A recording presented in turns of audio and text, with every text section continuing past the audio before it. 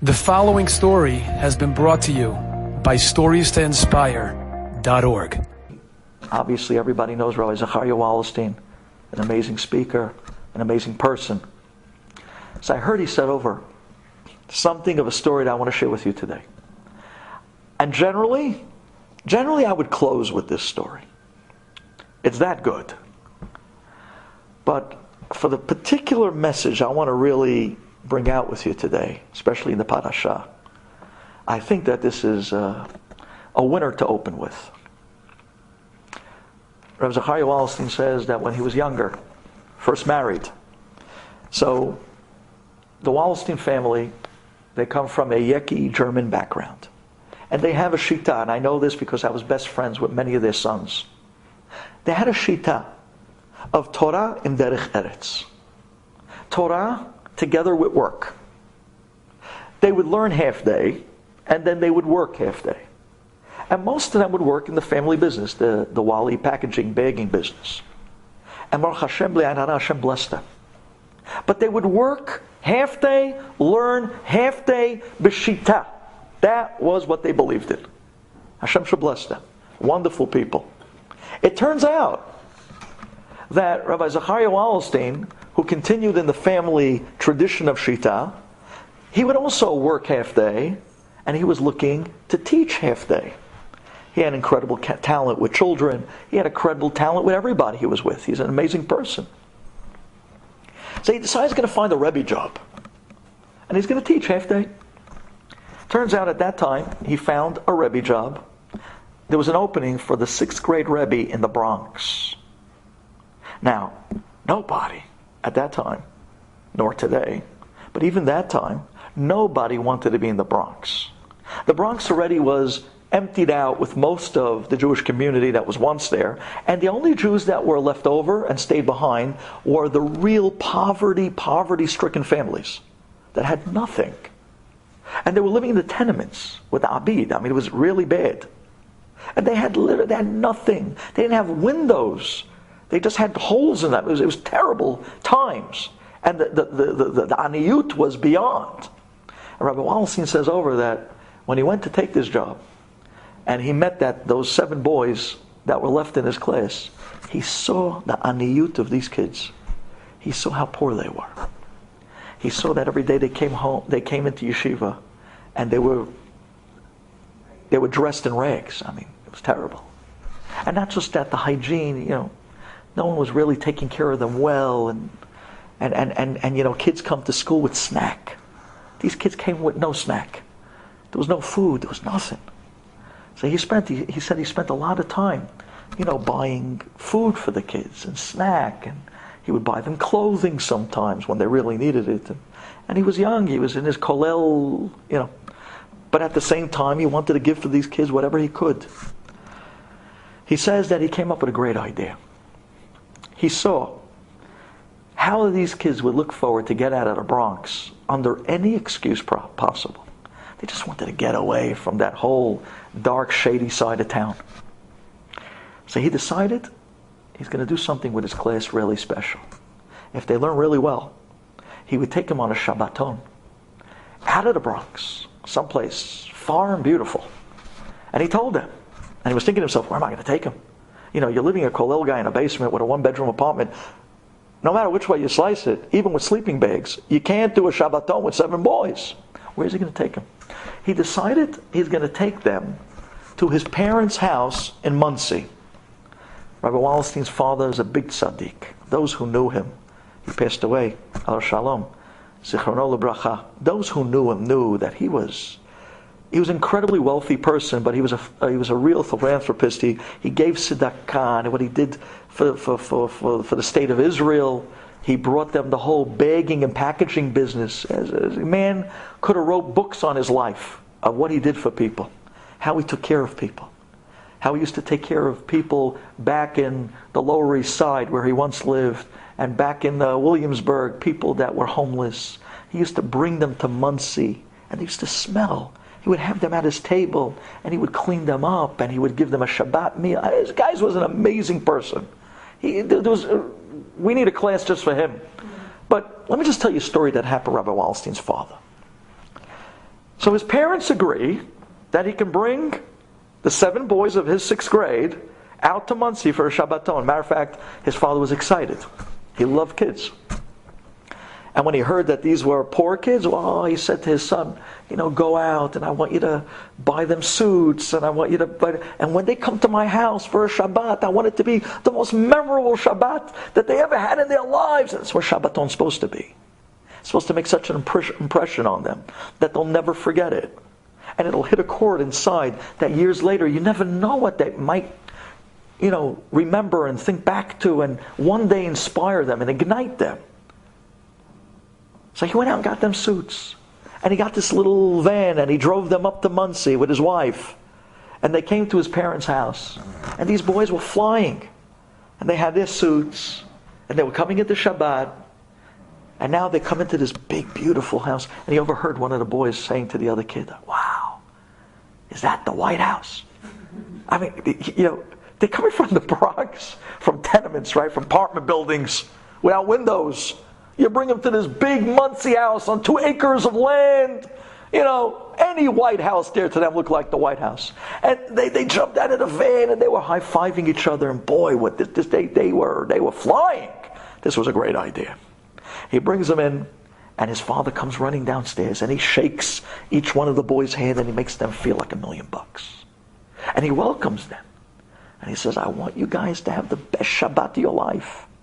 Downstairs in the basement, they had a few bedrooms. They had plenty of room to put up these boys with high-line accommodations. So the boys go downstairs. They couldn't believe it. They had their own bed and their own rooms, and they were flying. Friday night, Shabbat begins. They bring him out to the shul, and in Monsey, it's a nice little walk from your house to shul. You're talking now upstate New York. They come to shul, and Rabbi Wallerstein makes a big thing about these boys. Everybody in shul comes running up and shakes their hands. They felt like superstars. They felt that the spotlight was on them, and there was something special. Oh, these are the Bronx boys. And then everybody tells a story about they had a grandpa or grandmother who was once in the Bronx, and amazing. They felt great.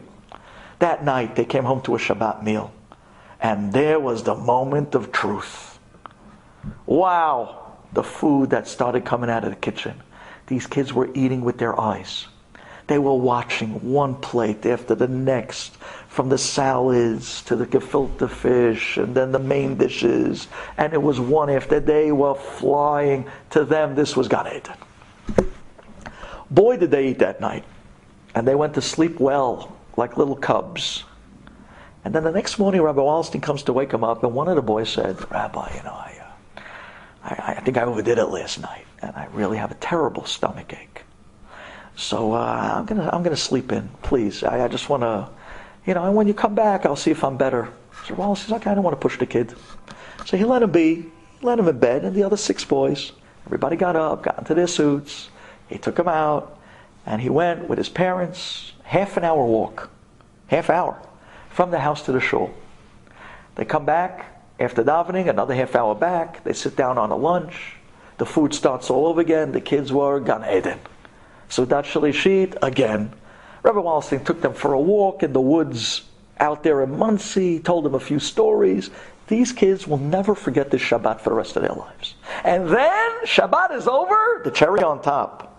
Saturday night, he took them out for bowling and for pizza, like a good Rabbi would on a Saturday night experience. And he thought to himself, this is going to be the most memorable weekend that these kids will ever have. And boy was it, because when he came home, and he pulls up in the driveway, and all the boys come jumping out of the van, he walks up the steps, and his mother is standing outside.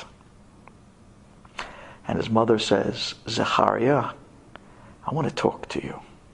Come upstairs right now." He's thinking, wow, what happened? He knows that look of his mother. And he knows, although now he's married and he's a Rebbe, but he felt like he was young again, and Mom was bringing him up for a talking. He comes running upstairs to see, why was his mother so upset? He comes into the bedroom, and there is his father waiting for him with his mother. And they close the door. And she turns to him and says, "What did you bring to this house?" My class. My sixth graders. What happened? What's wrong? Your class? Sixth graders? You brought Ganavim to this house. Mom, relax. What happened? What's the matter? She says, listen, you know that we are Yeki, we're very clean, we're very misudar, we're a very put together family, and you know how I can't deal with a mess. So when I went down to the basement while you were out bowling and pizza, I decided to help the boys out because the place was a pigsty. Their stuff was everywhere.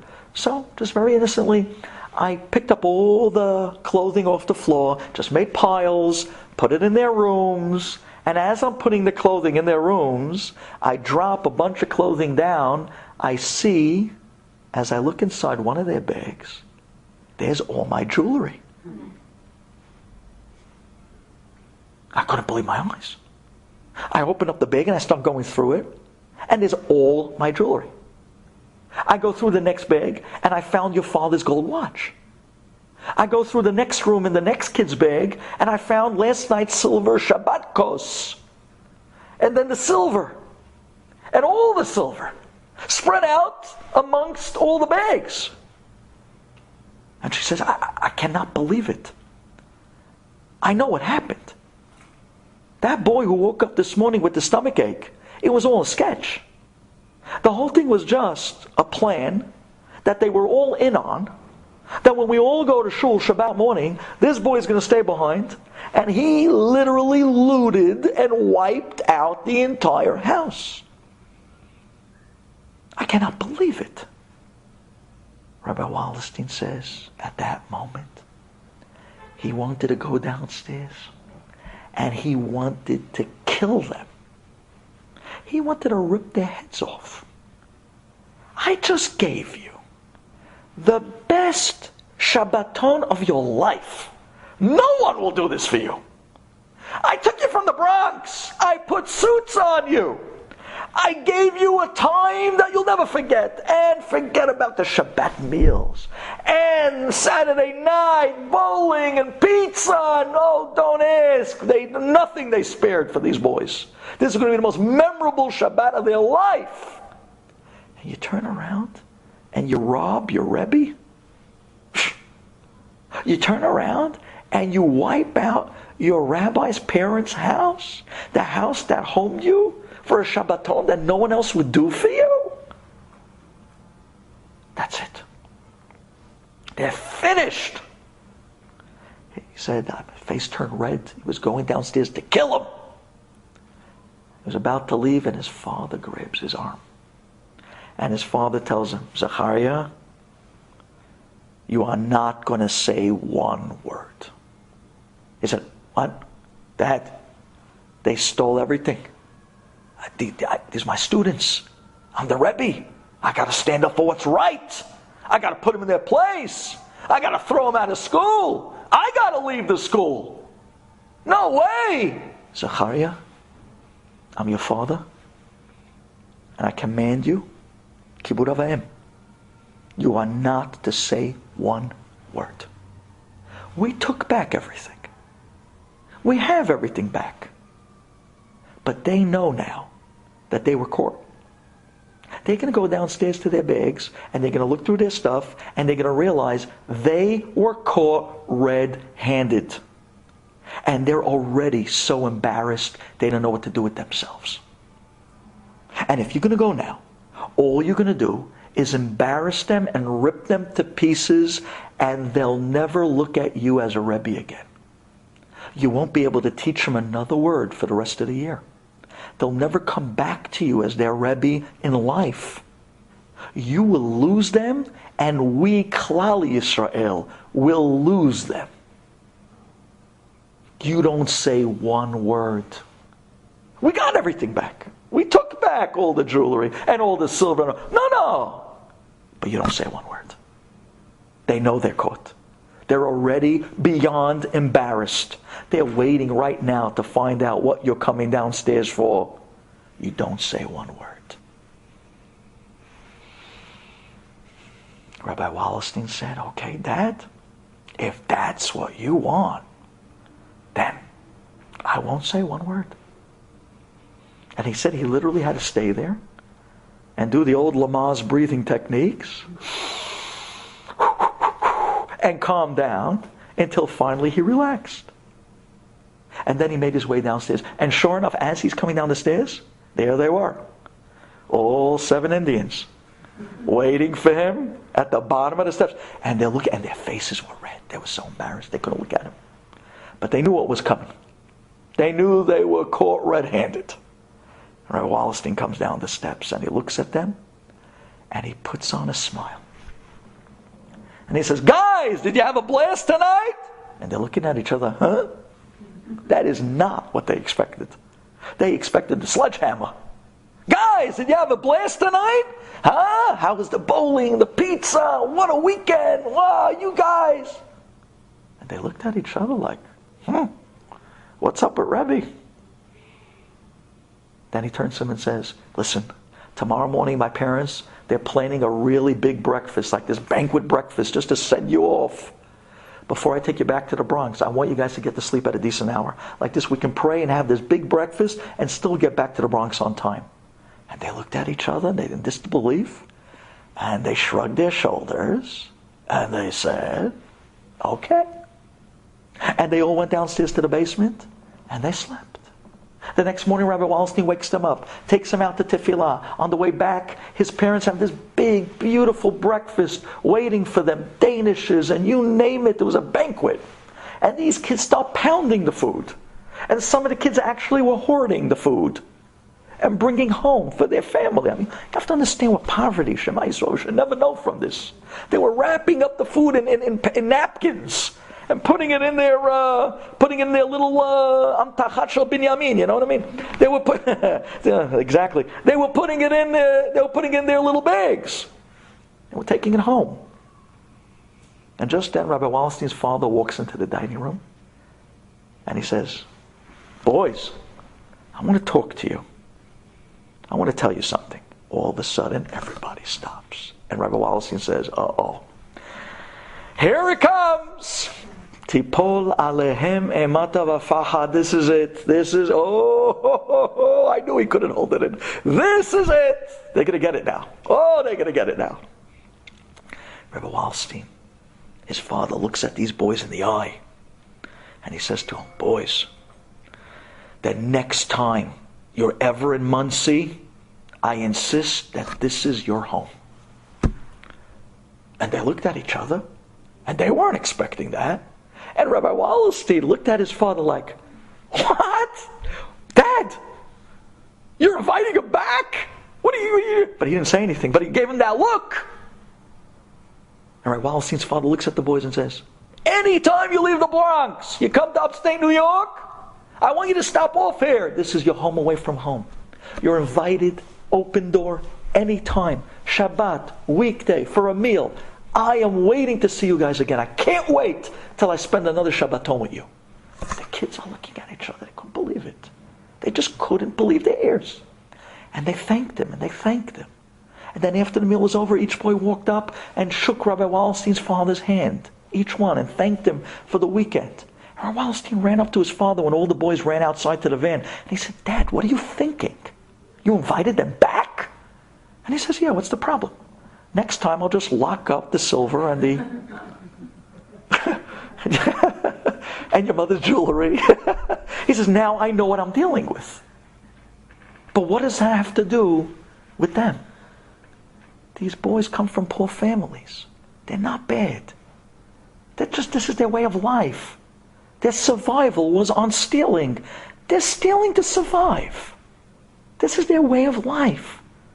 You can't blame them. But don't lose sight of their neshama. What a lesson. What a powerful lesson. Don't lose sight of their needs.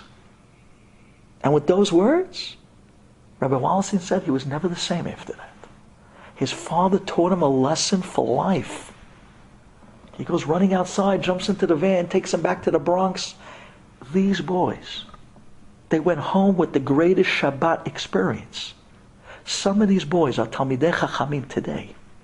Today. Big Talmidei Chachamim with beautiful, religious, wonderful Shomei Shabbat families. Dorei Dorot of Torah, is going to come out of that weekend. Why? How? What was the secret? It was the biggest message you'll hear in your life. Don't take your eye off of the needs of other people, even if it compromises your own. That's a tremendous message. Enjoyed this story? Come again. Bring a friend. StoriesToInspire.org